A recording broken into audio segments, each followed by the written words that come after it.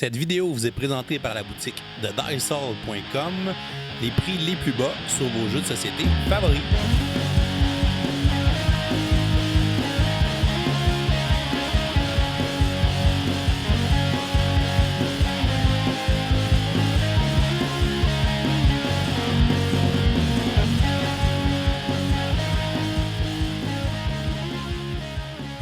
Salut les gamers, bienvenue à Professeur Board Game. J'appelle David, on est en direct du Gen Con 2019. On est au boat de l'UMA avec JP. Salut!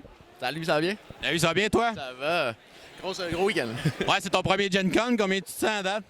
Ça va, on est des super cool produits, fait que ça réénergise un peu plus. La réception est vraiment incroyable. Mais oui, c'est impressionnant. Qu'est-ce que vous avez amené à Gen Con cette année comme nouveauté? Les nouveautés qu'on a, c'est Couleur de Paris. J'ai la version en anglaise ici, mais qui est disponible dès aujourd'hui au Québec en français. Couleur de Paris, qui est un jeu de Super Meeple, un jeu de placement d'ouvriers mélangé avec un petit engine builder. Ce qu'on va essayer de faire, c'est on va recréer les grandes peintures des maîtres, des impressionnistes français. Donc, on a Van Gogh, Edgar Degas. Ce qu'on va faire, c'est à chaque tour, on va venir placer des ouvriers un peu autour pour sécuriser notre action.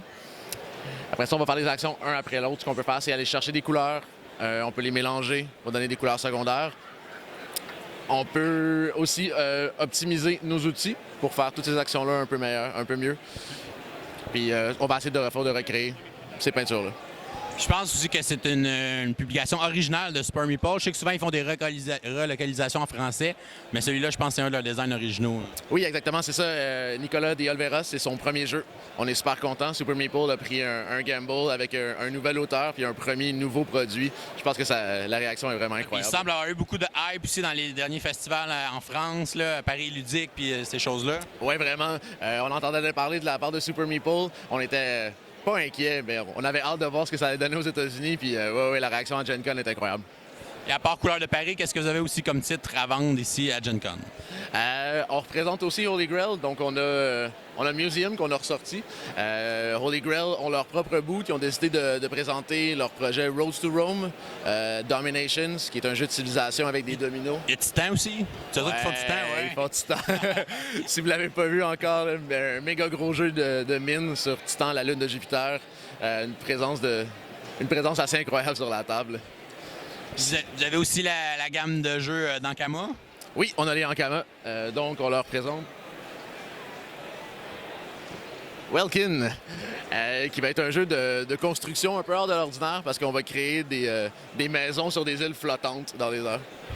Un petit jeu rapide de contrôle de marché. On a une seule action. On peut comboer avec des cartes qu'on a achetées. Un petit 30 minutes vraiment bien. Super. Et vous aviez aussi un gros jeu qui était très hypé à Gen Con cette année. Qui s'est vendu vraiment vite. Whoop.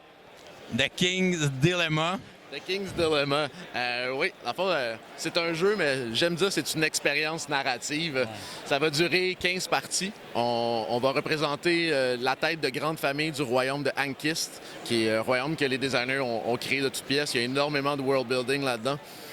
À chaque partie, on va avoir des dilemmes qui vont être présentés à nous avec les conséquences exprimées de forme mécanique et à la fois narrative. Et en tant que grand dignitaire, on va se positionner sur chacun de ces dilemmes-là. Ce qu'on va essayer de faire, c'est de tirer la couverture de notre côté pour faire le plus de points possible. On doit faire attention à la balance du royaume, par contre, parce que la partie peut se terminer immédiatement si on fout tout en l'air. Wow! Ouais. Ça a l'air vraiment cool. Donc, vous avez vraiment des beaux titres à vendre cette année. Et je vais te souhaiter une bonne fin de Gen Con. Je te remercie beaucoup, David. Ça fait plaisir. À bientôt.